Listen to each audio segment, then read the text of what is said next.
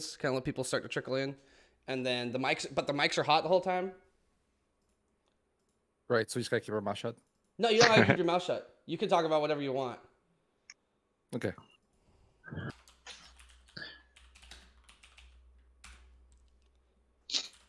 How long have you been hosting these sort of like the invitational you're doing? How long have you been doing those? So what's funny is like this is the second one I've done, and I started in January. So the fact that I have 32 teams. I mean, I've been in esports and event production, the whole nine yards for a very, very long time. But just like this was one where I was like and I'll, if I get a chance to tell the story, I was just like, fuck it, I'm just gonna do this and see what happens. And here we are now. Because I remember, so when Overwatch first came out, I was on the team competing. And you can keep talking. Trying to find those tournaments like this, those smaller ones that helped teams kind of get used to it, was kind of a struggle early on. So it's pretty cool to see that now they're a little more commonplace. Yeah, for sure. It's a thing. It's a whole thing, and it's crazy. I just never He's getting a drink, I think he said. Anyway, I just never I never imagined being in this position right now. Like I just like all I wanted to do was to do 8 teams and just like, you know, take care of my friends and do a little bit of production, you know, because I was basically an out of work esports producer, and I'm like, well, I got to do something because this is not working, and so here I am. So now, you know, we've gotten so much attention, so much partnerships, and like all the teams say the exact same thing. It's just that they're looking for the competition, and there isn't a lot of organized stuff like what we're doing. And I'm just like, that's just shocking to me, because like, you know, the FGC, it's like it's you know, a dime a dozen, right? Like there's so many tournaments you can enter. If you want to play Smash, you could play two weeklies a day every day out of the week for the most part. But like, you know, so I found my niche and I'm running with it, and there's some other exciting stuff happening too as well. That are just like, you know, it's just insane. So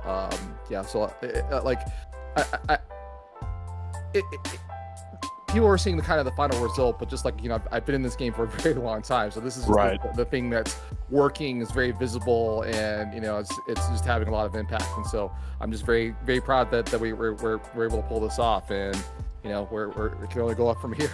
So yeah, no, that's awesome. Like I said, we're gonna get into it.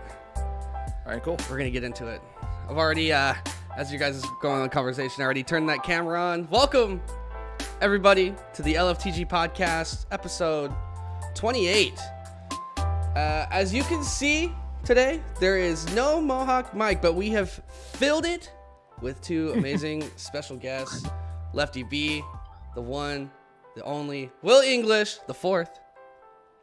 How's it going, guys? Today we're going to be talking about Overwatch, and it's the morning of the CDL Major 2, so we'll be hitting you with the predictions.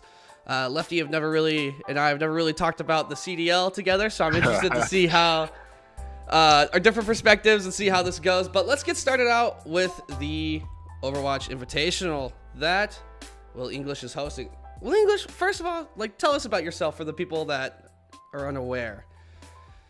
So yeah, my name is Will English the 4th, and you know, I'm just a lowly TO. No, I'm not a lowly TO, but no, I've been a broadcast producer and esports enthusiast for a very long time. Just recently, I have my Twitch stream and everything else, and I usually am a part of the FGC. So if you usually see me on camera or working, I'm working at a fighting game tournament event. But as the pandemic has kind of rolled on, obviously we would not be able to do live events as of recent. And so one of my other passions is Overwatch, and I just never really had an opportunity to kind of dive in. And so I started the event series back in January, and just blew my expectations. And then we're about to do the second one today, and it's even bigger than I had expected from last time. So you know, here we are. So this is like kind of a dream come true. I mean, you're kind of feeling like a little void. I mean, Overwatch, every game has struggled through this, right? And I feel like Overwatch has just kind of been on this pause because we're kind of waiting for Overwatch 2. We don't really know what's happening with the next season and how it's looking. And so you're really feeling like a void that is like much needed in the Overwatch community. And I think that's why you're seeing like a lot of people get behind it and really start to support your events. And because I think people are starting to realize like events like these are super important. Whether like, cause I came up in the Halo community, and once obviously MLG dropped Halo, like it was there was no community events, you know. And then the ones that there were community events, the AGL, we don't talk about how that ended. But yeah, no, I met you through the FGC. I mean, tell us your background with the FGC a little bit. You worked, I believe, with the Tekken World Tour as far as production goes, right? Yeah, so with the FGC, I've had my own stream. I got my start working at Frosty Faustings. Like Jesus, it's like 6 years ago, I think, at this point. With Mike Hyannis and Elvin Shadow and all those folks. And I've worked with all from all the different events. I've worked at Evo. I've worked at TWT. I've worked with other, I've worked for Pokemon, and then we had Evo. We had ESPN at one of the Evo events. I worked with them, and so like just pretty much any of the majors, I've been somewhere involved in it. So like Combo Breaker, Evo. I get out to the West Coast a couple of times, but just like but again, I try to grow my scene here in Chicago. I try to support as much as possible. So I do locals for other people, but like a lot of times I'm usually working for someone else or someone else's stream. So like like Frosty's is kind of the big show for me every year, but it just depends on like what the job is. I try to be selfless and try to support other people, but like like this year has been the year of like, nah, I'm gonna do this for my stream, So like I've kind of shifted the focus a little bit this year. I did a Tekken event a while back. I did a couple of I was doing a Marvel 3 tournament for Parsec, which still blows my mind that we're all cloud engineers now and we do Parsec stuff. But yeah, just whatever, like I try to support the FGC as much as possible because that's what that's those are my roots. That's where I try to go from. And then this Overwatch thing's new in kind of the cycle, but like it'll always be my home. And if nothing else, you can catch me at Logan Arcade here in Chicago playing Third Strike with my degenerate friends on a Friday night. That's just kind of like that's my default. So it's just like all this other stuff you see. It's like that's just the smoke screen. I'm back to that. So. Let's talk about your transition over then to Overwatch. I mean, because obviously you have this long history with the FGC, and what was it like, because you have played Overwatch for a long time, and you have like been super into the game, and I think you were vocal about it even last time we talked. You're like, yeah, I really like this, and you always were kind of like one of those production people that you could have easily worked in your own field in production. Like your production level has always been insane. I think you've been aware of that. I mean, you and I talked a long time ago when I was starting LFTG about your production. I was just like, I can't even like facilitate I can't even facilitate right now what you would bring to us. So like, but now it's cool seeing you start to trickle into Overwatch. What has that been like? And what flipped the switch? So to be honest with you, is like, you mentioned kind of the production level and stuff like that. I am passionate about this, and I have, like I've been in events. I tell people I've been in events and hospitality for almost 2 decades. Like most of my adult working life, I've worked at an event, a show. I've been a DJ. So I kind of like that's kind of like the my speed, my passion, and so going into broadcasting was kind of like a natural transition to begin with. But with Overwatch, to be very candid, it's like, I just doubted myself. I didn't know that I had the capability of doing it until I just decided to try it. I just decided to like try to dive in. There was kind of a local show here for Overwatch Chicago that I begged them. I'm like, hey, just let me come in. Like you don't even have to pay me. I just want to try this out and see if I can get this to work, right? Because it was an offline event at Ignite Gaming Lounge here in Chicago. And from there, I just kind of like learning lessons learned. So I did a couple more shows, and then what really kind of flipped the switch is that last year I worked for a company here in Chicago called Game On Chicago, and they did kind of a weekly Overwatch tournament. And then they, it's funny, the guy that runs that organization basically copied me from the Chicago Overwatch stuff. So I'm doing this half-assed at Chicago Overwatch, and he copies my methods and workflows, and then I come in as an observer for the game for their outfit, and that just kind of got me into the practice of it. And and then again, like that kind of came to an end, and I was like, well, I got a couple options here. I met some really good people, working for that company, and got connected with some of the larger. So also there's a shout out to a really big guy that influenced me. Was his name's Univeth. He actually works for Elo Hell Esports and a couple of the big organizations that actually have relationships with Blizzard. And so for me, I'm like, I'm at this level and Uni's at this level. How do I get from there to here? And so when everything started drying up, I was like, you know what, I'm just going to go for it. And kind of a part of the story as well is like when I set up the Invitational originally, it was kind of like I wanted this to be my mixtape. I'm gonna do this as best as I can with the resources that I have, and then I'm gonna use this to then go talk to Elo Hell and Monkey Bubble. And spoiler alert, like I had a job at Elo Hell before I even finished the show, and so. Nice. So it's just like kind of like I just like the entire time it's just like I had to stop doubting myself and just believing that I had the capability of doing this. And I've had a lot of help along the way. I've had a lot of people like if you imagine a fighting game tournament, it's very easy. You just have to capture a game and and there's a result. But with Overwatch, it's a little more nuanced. You need a producer, you need a caster, you need you need an observer, you need to get that all working. And thankfully the pandemic kind of gave us a runway to kind of build that all out. Right. So now here we are. So now I know the lingo. Now, especially with the second invitational, I've got, open division level and trials contenders, level casters and talents as part of this. And these are all my friends. So now it's less of a, experiment, more of a, like kind of this vehicle that's kind of helping people out. So it's pretty cool. Yeah, just the difference of streaming like a shooter compared to an FGC game is why a lot of people don't know, because they really just kind of like stick in their lane. They go, but just the complexity of like just driving the camera in the game is such an art, and like capturing the right moments. You're like, oh yeah, like being able to see when a play can unfold. Like you really have to know the game and like strategy of the game in order to be viewing the right person. Yeah, for sure. So, I mean, that kind of got you into the Overwatch League. What snapped you into doing your invitational? Because your invitational has grown into something special. So, again, so the kind of the story of that is actually kind of interesting. So, I was working for Game On Chicago, and they just ended their fall league. Somewhere in November, and then I remember sticking on my calendar. I said, "Look, hey." There's this lull between the end of the Overwatch League and the beginning of the season next year, which we all thought initially was going to be on in February at some point, because that's what happened last year before the pandemic. So we're like, hey, let's just do something. Let's just do some big tournament and just make it special. Like I didn't want it to be just kind of like this random thing. I wanted it to be important. I wanted it to be special. Like I just kind of like I put the Overwatch major and I pinned it in December. And so then, I pinged the organization. I was like, okay, let's do this. And nothing happened. And then 2 weeks later, there's another group in Chicago, which is partnered with Chicago's Forge. So that's one. And then the other one's Kaiju Corp. They reached out to me to produce a show for the Friends and Family tournament. So that's kind of what kind of started it, because that was like my first solo production. I actually, hosted it, observed it, and produced it all at the same time. And I just had a couple of casters come in with me for the weekend. And so that was kind of like the proof of concept. And then on top of that, I was just thinking like, okay, well, if I'm going to do this by myself, then what am I going to call it? And so Tengu from Kaiju Corp actually came up with the name, just like you should call it the Invitational. I was like, and I was just like, that's some bullshit. Why would I call it that? And then it stuck. It's a good name. It stuck in my head. And I said, all right, cool.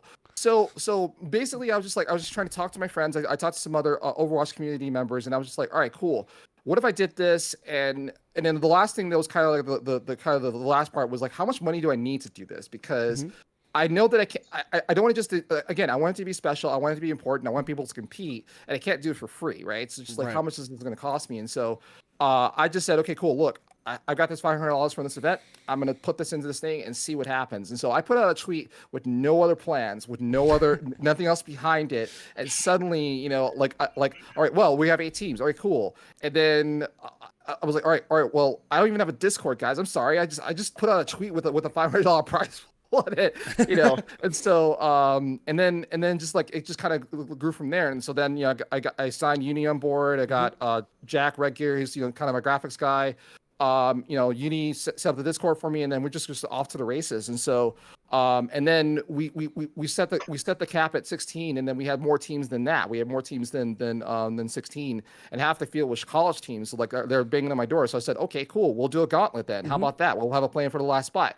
And we had 8 teams in that wanted to play, and then I presented the gauntlet idea to them. They're like, and then half of them left, but 4 teams played at the last second for the last spot. And I was still blowing my mind. So anyway, it's just like kind of like this. It was kind of like this thing that was just kind of like, all right, cool.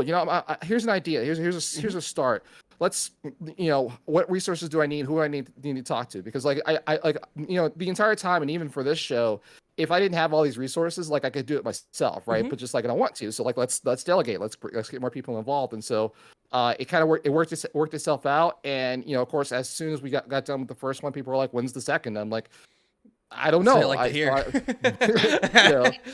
So it's just it worked itself out. And then the other amazing thing too is just that you kind of alluded to it earlier in the conversation about how people were looking for the competition. That's the thing that blew my mind. Is like most of the matches were kind of like lopsided, and our grand finals was a 3-0 stomp. But most of the teams came back and said, "Thank you for showing us what the top is. Thank you for providing this competition for us." And I'm just like, "Oh, so you want to play? Okay, all right, cool. I can do that. I can facilitate that, no problem." So, I'm very grateful for the teams that participated, and obviously on the strength of kind of the experience from the first one, we were able to do the second. So here we are. All right, that was a perfect segue. Let's talk about the second one. I'm gonna pull it up full screen. Your current event banner. Give us some details about this event. Where can we find it? How can people view it? Just lay it all out there for us. Well, so there's actually a couple. Man, I should have sent you the EU division, but we can talk about that as well. So the Invitational 2, it is insane, ladies and gentlemen. We have 32 of some of the best Open Division Trials Plus contenders teams battling it out this weekend. We all star international talent. Prize pool is $1,000, as you see on the screen, and it's going to be across 4 days. So tonight is the draw show. So part of the specialness of this event is that I don't even know who's playing right now, because we're going to draw teams randomly into groups tonight, live on Twitch. So it's going to be on my Twitch channel, twitch.tv/WillEnglishIV. And then after the draw show tonight, we're going to have matches on Thursday and Friday. We're basically trying to get the first round out of the way Thursday and Friday. So that will be on my channel and our other broadcast partner, which is Landlords Gaming. So that's going to be twitch.tv/Landlords Gaming. They're our Canadian outfit. And then Saturday and Sunday are the big days. We're going to finish out our group stage on Saturday, and hopefully crown a champion on Sunday with top 4. There are so the champion team from the Invitational 1 is disbanded, and they're no longer playing, and I don't know if they're even in the bracket. But the other side of that grand finals, former team attack mode, they're now going as initial drift. So there's a lot of roster shuffling between here and the first event. So they're in. We have a team that's rumored to win it all, actually, because I've had multiple teams reach out to me and say, like, "Are you sure you want to let them in?" I'm like, "Yeah." I mean, if they have a team, they have a squad. So it's going to be interesting. But what I tell people is, like, it's not about, like, it's these small little moments. We've had some surprises last time too, in kind of this what the format lends to. So I'm looking forward to good competition. So most of our broadcasts will start at 6:00 Central Time on Thursday and Friday, and then Saturday will be 1:00 Central for both Saturday and Sunday. And without, again, with just kind of the other thing that happened between our discussion last time is that we now have the EU division, which will also be on my channel, and that will be broadcasted before the NA starts on Saturday. So we have 8 teams in that bracket. Day. Yeah, we have 8 teams in that bracket. We have full EU staff and talent, and Shoes Money Crew, which is the actual contenders EU team, is in the bracket, and we have a couple of other teams that are going to play as well. And so we're looking forward to kind of shuffling now. So shout outs to Zathon and folks from Elo Hal. They're supporting us in getting that done. And then outside of that, it's just like, as you mentioned, broadcast and production value. One of my goals is to try to get 30% better production every single time. And so I don't want to reveal all my cards, but I hope that you guys get to watch and see some of the work Uni and Jack and I have been doing to kind of push the envelope forward. And definitely the effort has not gone unnoticed. So I hope you guys get to enjoy the show this weekend. For sure. We'll definitely be tuning in. I know I got to flop back and forth. I'll be with Evan, so I'll make sure that we both sitting down and watching our good friend stream. Dude, their production level is so good. It's so good. Thank you so much. When you said, yeah, I wanted to grow by 30% every time, I'm like, how? That's a lot. 30%'s a lot. You got to tune in and find out. Yeah, I know. That's all I have to say. That's a good selling point for me. All right, so do you have any last things that you want to say? Because we're about to roll into the CDL news and predictions. Is there anything else you want to plug? Last minute shout outs?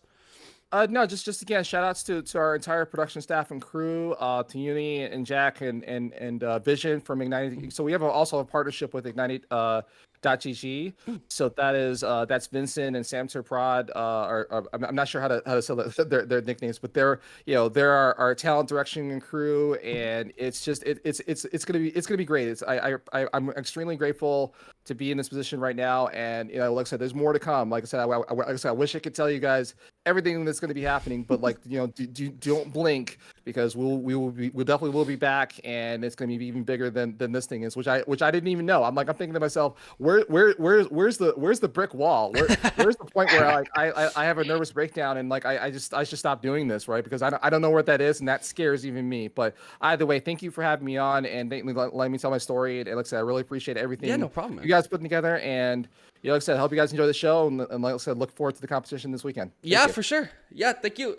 Yeah, if you want to, we're going to go ahead and get into CDL predictions. You can stick around. You can leave the call. You can do whatever you like. I got to go do TO things. So, go do TO things, yeah. I'll talk to you guys soon. Thanks so much. Man. Have a good day. See ya. He's a nice dude. I love, man, he's so nice.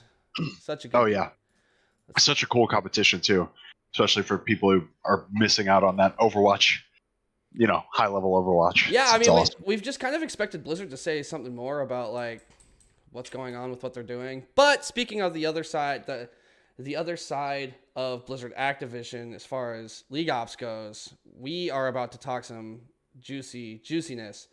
I've been waiting all week to talk about this. Mike's like, hey, Lefty's coming on the show. I was like, perfect.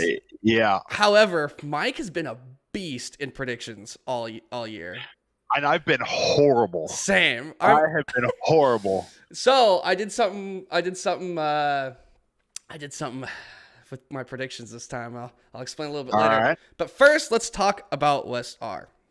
Actually, no. Scratch that. First, Lefty B, talk about you. Tell us about yourself. This is the first time you've been on this show. I know you've had Mike on your show.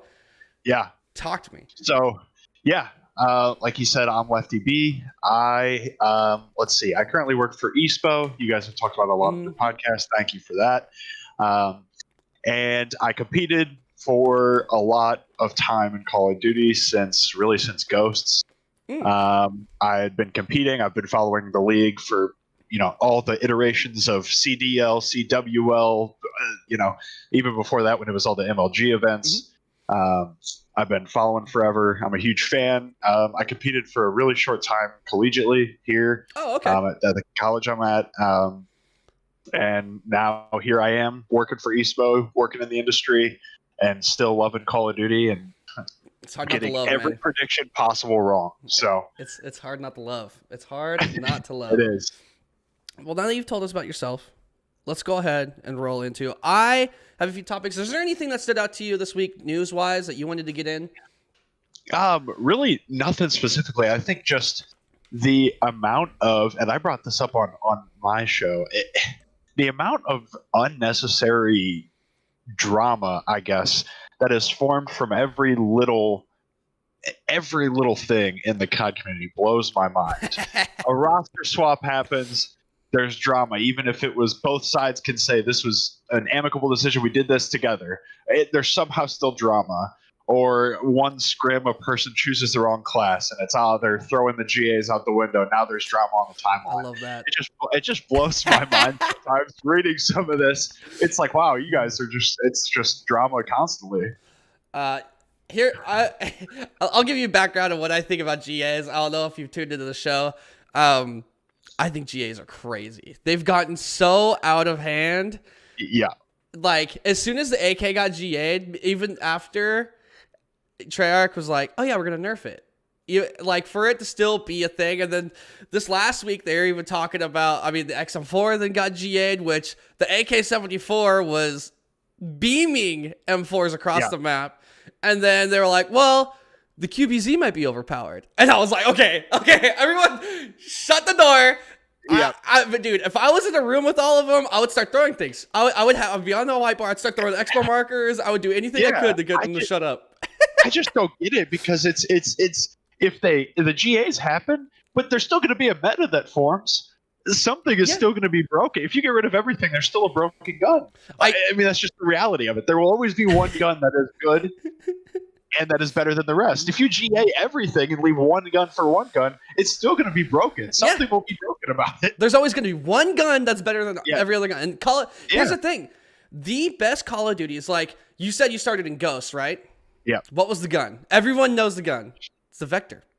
Yeah, right. I was going to say the Vector. The AR, dude, the AR players, they would either run the MTAR open sight or they would just run the Vector with a red dot. Like, Clay was running a Vector with a red dot or the Remington. That tells you something.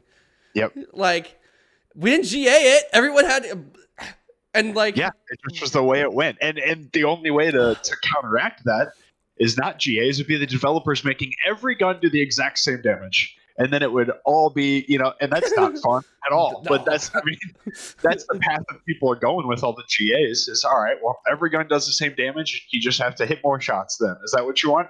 Because that doesn't sound that enjoyable. It's getting ridiculous. But that's what it's getting to, I guess. So I'm going to go ahead and I believe I'm just double checking and making sure this is right. So yeah, the Challengers Elite Stage 2 has ended since the last time I believe we were on here. E-Star and Fantastic Four ended up taking first and second.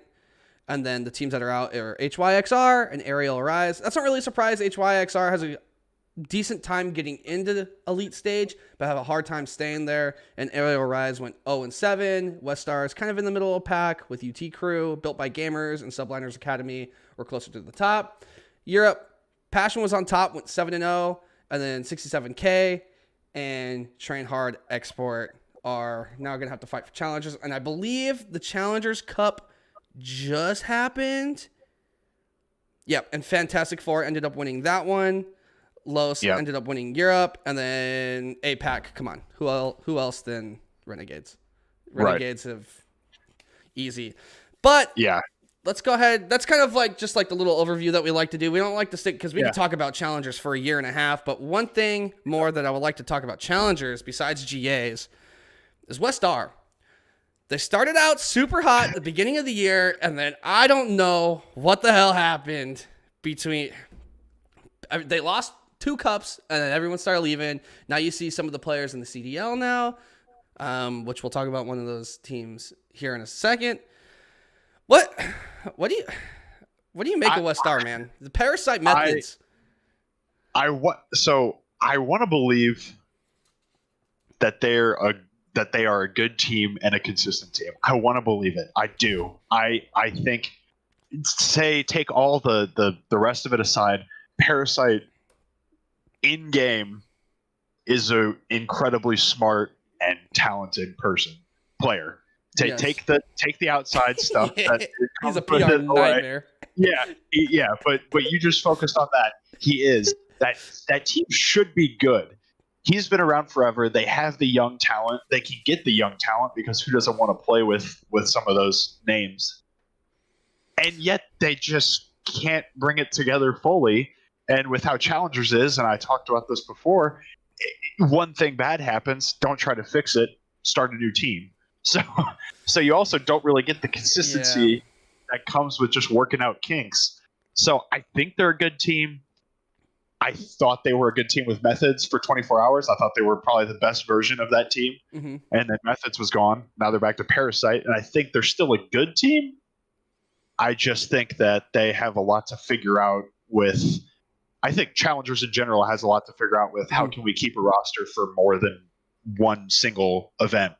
Where things don't go perfectly. It's a simple fact of no Zinni, no Winnie. Like, no Zinni, no Winnie. I still fully support, no matter what team it is, no Zinni, no Winnie. Oh, for the rest of the year, I just hope Toronto eats shit because... Me too. Absolutely. I think they need to... There's another player that need to drop on that team, and then Insight and Methods would be a fire flex AR duo, and I don't know. Yep. I don't know what the problem is.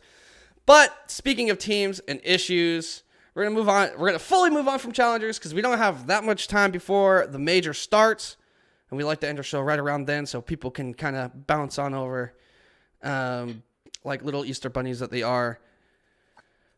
We have LA Thieves drama. Slasher. I'm gonna give you guys a little overview. Temp was playing, not thinking he was probably going to move on into some challengers after a couple weeks. I think that's a contract issue. I think there were some limitations because he joined for a week. He wasn't able to play in challengers. He says he was going to take a little break. Slasher kind of threw up his hands. I think he benched himself. So according to his tweet, which came out late last night. Oh, okay, perfect. That is far from the truth. All right, talk to me. Let's talk about Slasher first. Slasher is now on the bench, chilling. Yep. And so Slasher has said, I'll pull it up so I don't misquote him, obviously. He said, just wanted to clear the air. As a competitor, I would never bench myself. This was not my decision. I still want to continue competing and would never just give up. So those rumors came out right away too. That was like, oh, he benched himself. He thought it was better for the team, and everyone's being replaced anyway.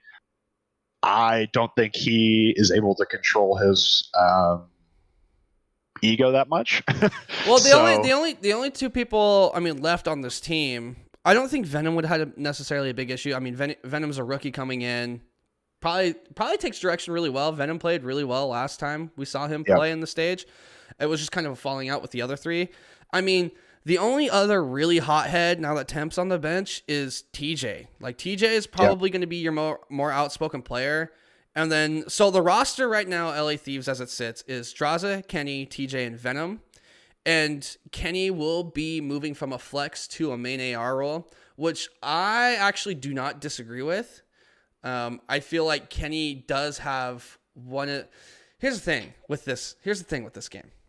If you have good movement and you can shoot straight, you could be a really good AR. And we've seen Kenny pull out the Krig before, and Kenny use the Krig a lot and is really talented with it. And that's something that's hard to do, transitioning back and forth. And there was times where he was outshining Slasher, even using the AR. So I don't think this was necessarily a bad move. And Draza has been performing really, really well in challengers. He was on that Fantastic Four squad that had just won, so now they're gonna have to figure their stuff out. But honestly, the only person I really see Slasher butting heads with on this roster now is TJ. Do you think TJ had like a big influence speculatively? Obviously, we can't say anything for sure. Right. I just because I wonder. So you have J Cap at the helm of that group. Man, I always forget about Coach Cap. You know, Coach Cap. I could see that original four that they picked up that everyone had hyped up so much. I thought could have been incredible. Then they announced Cap as coach, and I thought there will be a lot of friction. There will be a lot of friction. I love Cap. I think Cap's a great player. I feel like he is a great coach, but that's a lot of big people to put and say work together flawlessly. This roster, I don't even know if TJ had the most to do with it, or if it was kind of a last-ditch effort to try to figure something out going forward for this major. Because personally, I think this current four is not good. I think that Draza is good in the right situations, and I think consistency is a big problem. For me personally. Last time Draza was in the league, he performed pretty well. And yes, and I also think that's very. I think it was very dependent on that team and how they played it around him. How do you feel like it's going to be different though? Because obviously it's 4v4 now. You have a little bit more health. Yeah. You can't just rip people off like you could in Modern Warfare. I think this team needs to, if they're to succeed, really play around Kenny. Mm-hmm. And I think Draza and Venom both perform a lot better when everything is sort of catered to them, so to speak. And just in the sense of you have these focal points on every team that you play around. I think Chicago's is, I think it fluctuates, but I think, for example, Chicago's is Envy. They kind of or Envoy. Sorry, Envoy. Yeah. They play 100%. around Envoy and have Envoy as the focal point. I think a lot of these teams have this central point that you play off of, this pillar. Atlanta Simp. Yeah, and I think that having it not on Kenny is a mistake, especially moving into that dominant AR role. And so I feel like Draza and Venom will struggle because they're the young generation of bang, fly at you, run and gun, and kind of cater your gameplay around. They're going to make a play. You better be there to help.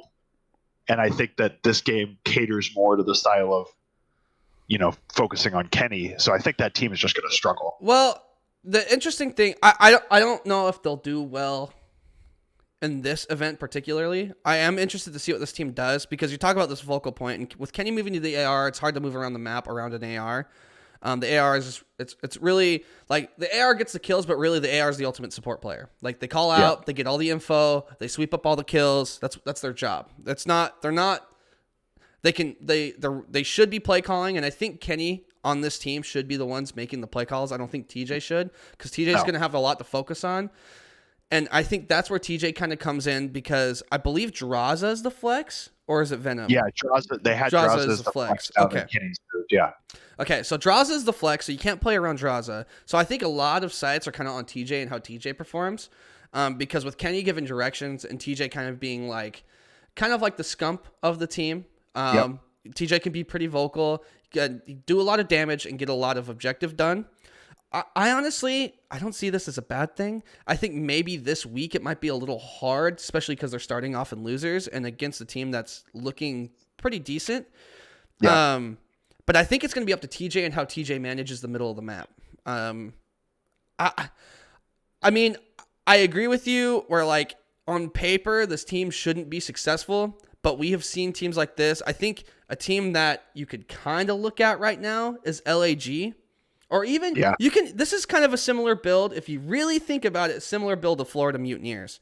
You have I was just about to say this does kind of remind me of Mutineers. That can be a good formula, and we've seen it in the past. And I don't necessarily think this is a terrible move. I think where the team could lack the most is strategy. But if that's the reason why, I mean, if Coach Cap and Slasher were arguing about strategy all day, maybe that's why they were suffering, even with the talent that they had. We haven't seen any of these players perform bad. We haven't seen Kenny play bad yet. TJ has been playing phenomenally in Search and Destroy. Draza was killing it, just won the last Challengers Cup, and Venom had a good debut. So it's like, it's hard to really, I think it's going to be like, who's the glue? And I think it's going to have to be TJ. I think Kenny's going to have to be the shot caller, and TJ's going to have to mentally hold it down, which we know can be hard for him. It'll be interesting for sure. Like I said, I just don't think they'll perform. I don't think they're necessarily bad. I just don't see the performance being what is and was expected of the 100 Thieves roster when it was first announced. Yeah, I mean, it's just names that are unfamiliar. Talent is, but have we seen in the last couple of years, talent doesn't always win you championships. That's true. That is true. And then the last tiny bit of news before we get into predictions, more on the content side. TP joined Envy for content. I think this is really good. TP with the golden voice, the Hard Points podcast that he has with Maven. I think this is a really good move. I mean, obviously make that money, get a little bit more people watching your stuff. I think this is Envy's. I don't think this is TP looking for more fans. I think this might be Envy Klon for a little bit more selling of hoodies, you know? Yeah, no, absolutely. I love T. I wish he didn't get the hate for his coaching that he got from the Huntsman. That team was impossible to coach. I hate that he still gets like, oh, you're a field coach. He's a fantastic content creator, and I think it's like you said. I think that might be a little bit more of Envy trying to get more COD focus and fans trying to sell those. Trying to sell those hoodies. They're winning and then selling hoodies. I mean, that's the ultimate formula. Exactly. All right, we got 20 minutes left. I mean, we could go a little bit over because we know the first match doesn't really start for 30 minutes because Blizzard has the commercials on deck. Right. Let's talk about predictions. I'm going to go ahead and full screen us. Maybe, possibly. There we go. And then I'm going to bring up upcoming matches. trying to find it. I have it somewhere. Okay. Did you fill out your pick'ems? Yeah, Okay, perfect. I did. Sick. So did I. I had an almost perfect week. I always write down my predictions on paper first before I put them in my pick'ems. The Toronto home series, I missed one game and I had like 5 perfect scores. Didn't fill in my pick'ems. I have it written on paper and I'll save it. I'll frame it. All right, let's get into it. I'll have a pickup folder on the screen. All right, I want to hear. We always start with elimination round 1, then we go to elimination round 2, winners round 1, and so forth. We kind of just make it make sense throughout the day. We go by day. Today, your first match of the day is going to be LA Gorillas versus the Florida Mutineers. I think this is a banger of a match. I actually believe it. I think it's gonna. Yeah, no, I do. I think it's gonna be a great game. I think that both these teams are incredibly. They're at the same place. I think they're incredibly evenly matched. Yep. And if it's impossible to pick. I'm gonna say Gorillas 3-2. That's what I said on my pick'ems. Ooh. I think they have more of that sort of ice factor. And so I'm going to go Gorillas 3-2 is what Really? I put. Yeah. I have, okay, so our bracket's going to look different. Because I have Florida clutching up. Last time we saw them perform in a major Awakening in Skies where I think they got a little bit more focus for the day and they were able to do their job really well. I have Florida winning 3-1. I don't think it's going to be as close. But yeah, I like it. I like your thought. LAG is one of those teams though. Last time we saw them playing a major, and they're recently coming off a really hot win over FaZe. Right. I think it's just one of those things where it's who's hot right now. I think that FaZe win is huge. And I think that both these teams for sure, I think whatever team comes out actually playing and trying is going to be the team that wins it. Okay. I think that both these teams struggle with getting started a lot, and if they're cold, they're frozen. They're not winning anything. Right. This could be a full stomp if one of the teams comes to play and the other is slow to warm up. So I think that's the one caveat in my pick is if that should be the case, I think that it will, be a much different outcome. All right. Well, I kind of lied then because that's the second match of the day. The first match of the day is LA versus Paris. I don't know why they have it on the Pick'ems page as the top one when it's not the first match. They have it switched. Yeah. So the real first match of the day is LA Thieves versus Paris. And I think you and I, despite our argument earlier, I think we might have a similar point of view. I have Paris actually clutching this in the 3-2 and search and destroy. I have Paris 3-1. Yeah, Paris 3-1. Okay, so at least our bottom half of the bracket is looking fairly similar. Yeah, I have Paris 3-1. I'm gonna go ahead and roll into my Pick'ems page now. How about this? Since our bracket's starting to look a little different. Yep. Let's start with winners and see if it stays different. What do you have with Optic versus Toronto? I have 3-1 Ultra.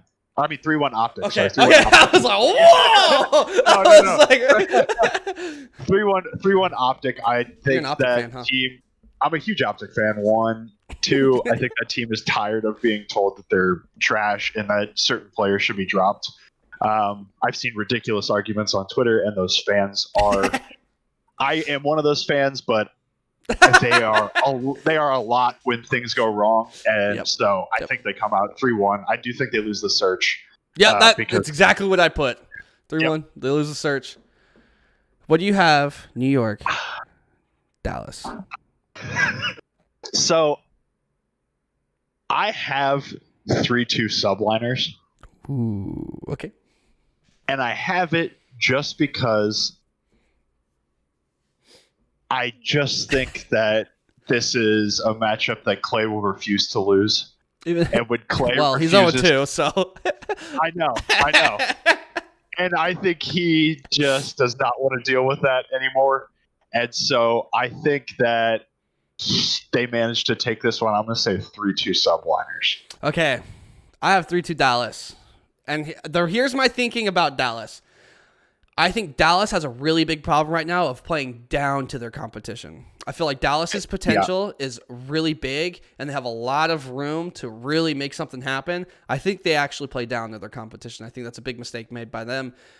But, all right, so what we're going to do is I'm going to go through my bracket first, and then you go through your bracket, since we do have matches a little bit differently. Now we've done winners round 1. We have elimination round 2. Seattle Surge for me versus Florida Mutineers. Look at me. They did it once.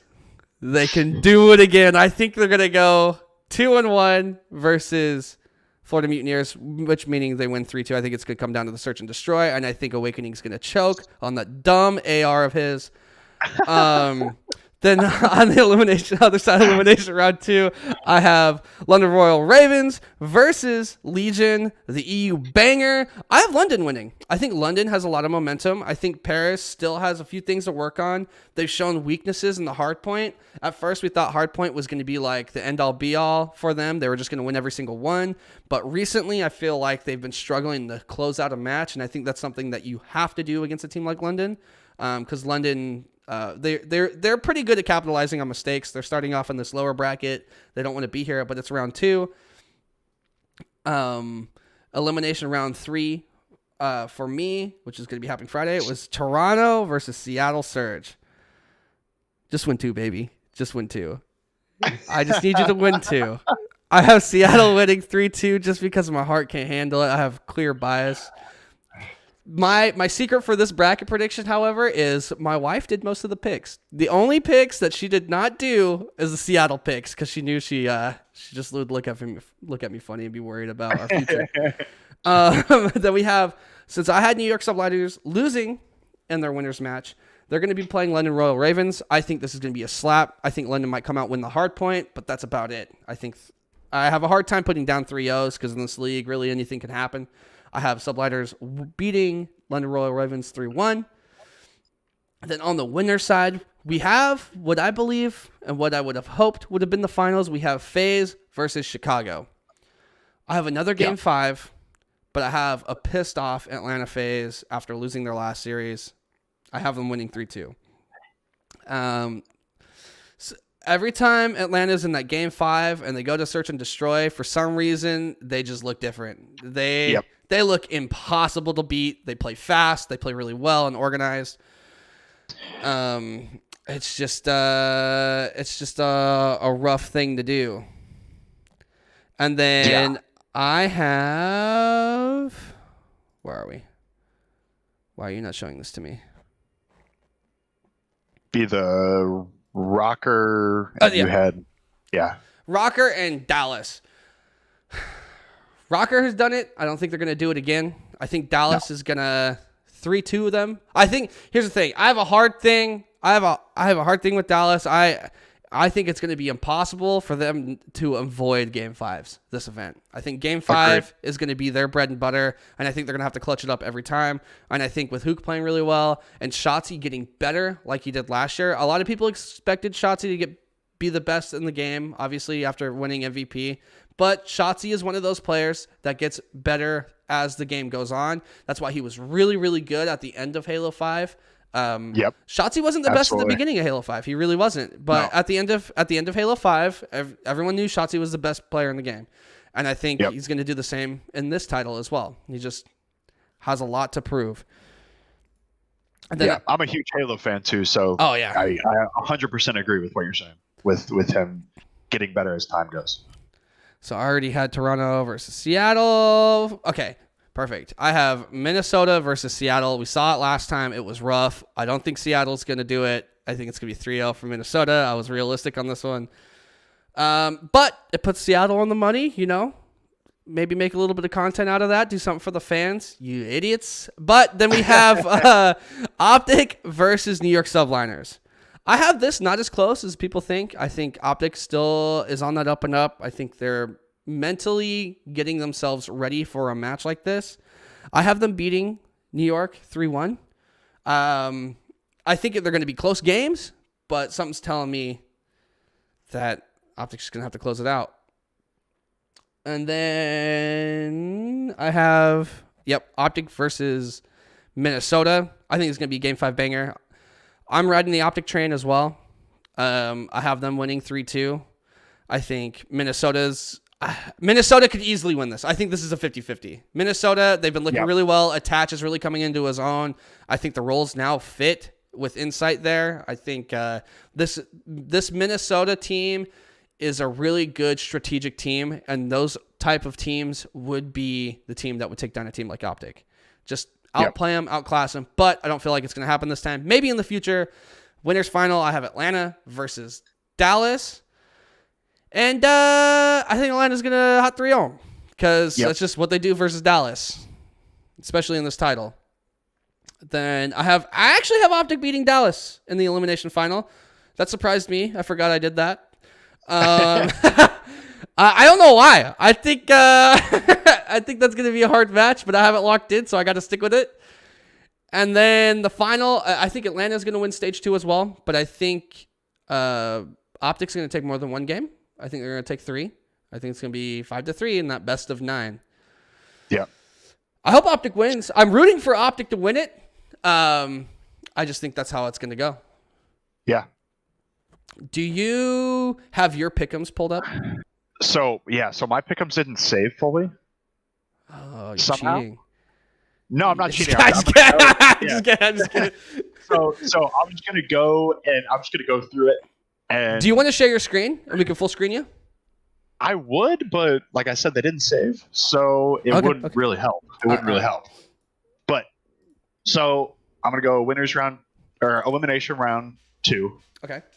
Would be Surge versus Gorillas for me.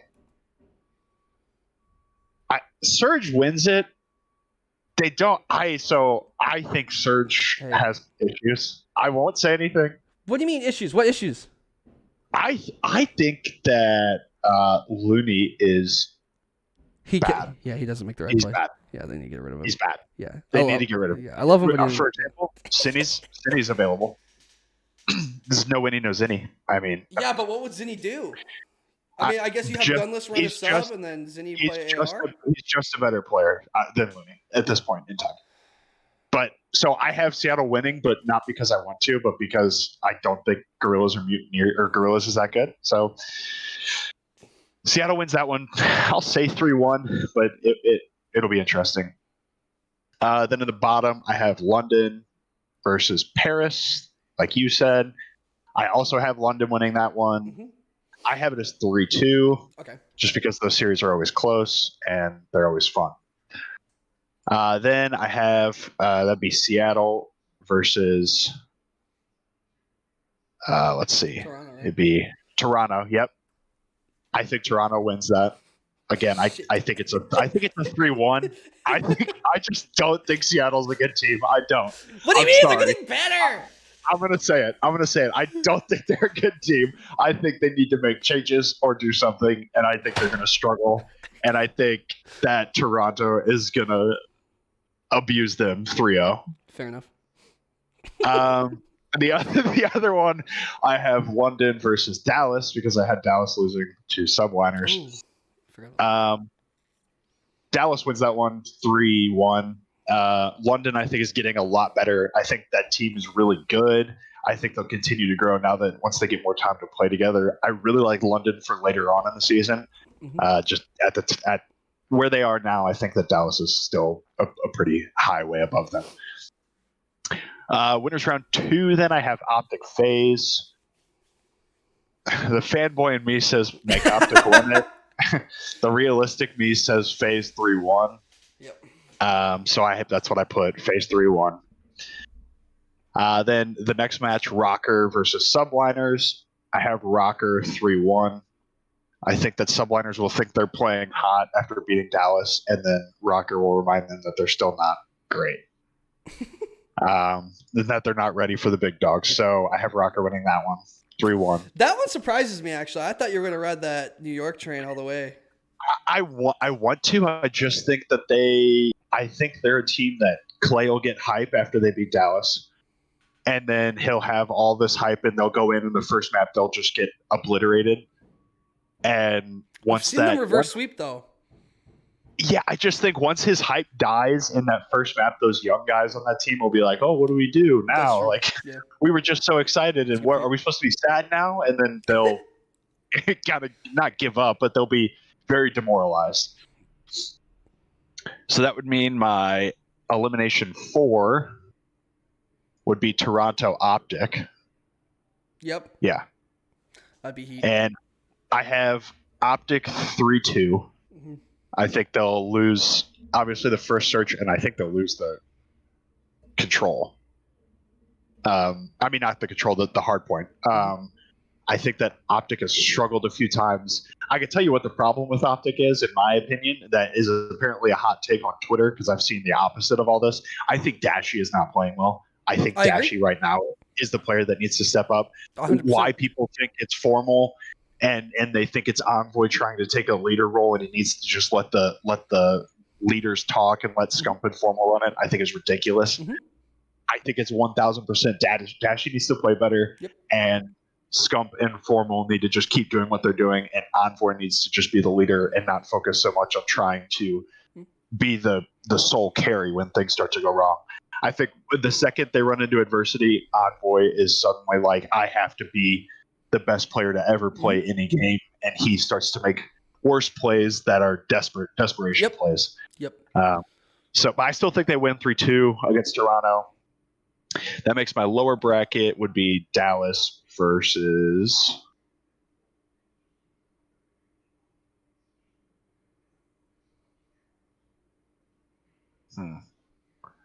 trying to think here because mine didn't save, so I'm trying to. It's Dallas versus New York, right? Dallas versus New York. Yep. Again, in the lower bracket this time. So I think Dallas wins this one. I think they learn. I think they're a team that does really well of adapting to when things go wrong the first time, or against a team, I think they pretty quickly fix things and turn it around. So I see Dallas winning that one 3-1, which makes my elimination round 5 Dallas versus Optic. Damn. And I think it's a repeat. How your bracket's unfolding. Yeah. I just realized how your bracket's unfolding. You have Minnesota in the winners final, huh? I do. All right, go on. And so I think that Dallas Optic series, I think it goes the same as the last time they played. I think Optic wins it. I think it's a 3-1. I think that I'm believing that the fanboy in me says that they're going to turn it around this time and shut everyone up. The realistic person in me says they'll play well but still fall short. So I have them bidding them. I have FaZe beating Minnesota in the winners final. 3-0, right? 3-1. Okay. 3-0. Yeah, 3-0. Clearly. It won't be close. I think that Minnesota is not there, but they're getting there for sure. I think FaZe still, no matter what happens, is still just a step above. Yep. Which makes my elimination final Optic versus Minnesota. And I'm going to take Optic 3-2. I think it'll be a really great series. I think that'll honestly be the best series of the tournament. Because you'll get to see the young players from Minnesota show off a little bit against some real competition. So I have that one 3-2 Optic, which makes my final the same as yours, FaZe Optic. The fanboy in me again says Optic wins. Just do it. I'll do it. Do it. Optic wins it. Here, do you know what's funny about this? We have still so much faith in Atlanta after they just lost against LFTG. Yeah, it just did not make me question anything about them. Yeah, it didn't. I think they just played bad. But I'm going to say it. Optic goes the full, but Optic wins it game 9. Game 9. That's a long ass Sunday. Yep, Optic wins game 9. All right, I'm about it. Why not? I'll do it. We finished at the perfect time. There's about 50 seconds left until it starts. Lefty, thank you so much for hopping on here with us and helping me replace Mike. Oh, I don't want to replace Mike. I just definitely not a replacement here. I'll take a substitute role. I just know if he's listening, that might make him go, what? I'll take the substitute teacher role. What is there any team that disappointed you? Okay, what was your most disappointing team throughout stage 2? And what was your most surprising team throughout stage 2? Most disappointing is Thieves. I want to believe in them. I do. I think they've been horrible. I think they need a lot of adjustments. My biggest surprise team is probably Minnesota. I did not expect anything from that team at the beginning of the season, if I'm being honest with you. Mm-hmm. And they've definitely overperformed. My team to watch, I'm telling you right now, is London. I've said it from the beginning of this season. I thought they were going to be at top 4 at the very beginning of the season. I still think they're going to finish top 4. All right, I can understand it. Top 4 at the beginning. I think they're going to end top 4. When it comes to champs, end of the year, I think they get top 4. Do you think they're cursed right now because they draw Wisconsin and Scraps? Absolutely. They're cursed. Absolutely. I think the Twins were. I think it was a curse, and I think they got super unlucky at the beginning of the year with the visa issues and then COVID stuff. And I think that end of the season, I think they'll be top 4. I think they're a really good team. I think they have great people behind them. I've got to have a few conversations with different people. They definitely have. They have the right mindset and the right people in place. I think once they figure out their roster and don't have to deal with some of the restrictions they're dealing with COVID, I think that roster will be fantastic. Awesome. Fantastic. Do you have any shout outs that you want to do? Obviously you can plug your Twitter handle, do all that fun stuff. Yeah. So, at Lefty B Gaming is my Twitter. If you disagree with me in any way, I'd love to hear your thoughts. Also, I'll plug, I work for ESPO, which they've talked about on this platform before. That's, espo.io. So espo.io. Head on over there if you want to check out your favorite teams. We have partners right now. We have campaigns running for Built by Gamers, who has a Call of Duty team. We're running a campaign for them soon. And Team Queso just started a Rocket League campaign and a few others. So check it out. Got some pretty cool stuff, signed jerseys, coaching sessions, different things like that. So feel free to go check it out if you want. And thank you so much for having me. It's been awesome to talk COD. Yeah, it's talking COD's always fun, man. It always gets crazy, especially in the middle of the year. I can't wait till the end of the year. We'll definitely have to have you on when we do start rolling into champs and playoffs and all that fun stuff. Yeah, absolutely. And especially with our brackets looking so different, I feel like as the season goes on, it might even get more. We might have some more differing opinions. Our brackets, they're different in some areas. I think we have the same ideas about how it's going to end because we have a lot of similar matchups towards the end. I just have a lot of blind faith in Seattle, that's for sure. And I think Seattle is dog water. I think they're a bottom tier team. Fair enough. I think they're they're bottom 2. Well, yeah, I think they might be the lowest team in the league. No, they beat London last time. It's cool. And they've beaten Florida. I still think they're the worst team in the league. I do. All right, well, we'll see. I'm gonna roll in this music. I always get super close to the mic. Scoot up a little bit. Just gonna start playing this music in and talk to you guys for a second. I want to thank you guys so much for joining this amazing show. We had 2 fantastic guests and an absent Mohawk Mike, but it's okay. I will just yell at him later about it. It's cool. He can drive from wherever and just do whatever he wants because he's his own man. It's cool. But I just want to say thank you so much. Go Seattle. You know, they're not the worst team in the league. I hope London stays cursed and they eat shit. Don't get any points. Hope they get round 1. And so thank you guys so much. We had good viewership today, and none of you asked any questions in the chat. We'll have a conversation about that later, but we'll move on. I hope you guys also tune in, watch. You'll see me in the chat, Call of Duty League, youtube.com/Call of Duty League. Again, thank you so much, Lefty B. Will, if you're still in the ether, I know you're doing TO stuff. Thank you so much for coming on and talk about your Overwatch stuff, and we're gonna go ahead and bounce it out. Sitting next to me, never, this is the first time, but hopefully more in the future, is Lefty B. Thank you very much for having me. Yep. It's been fun. For sure. Bye.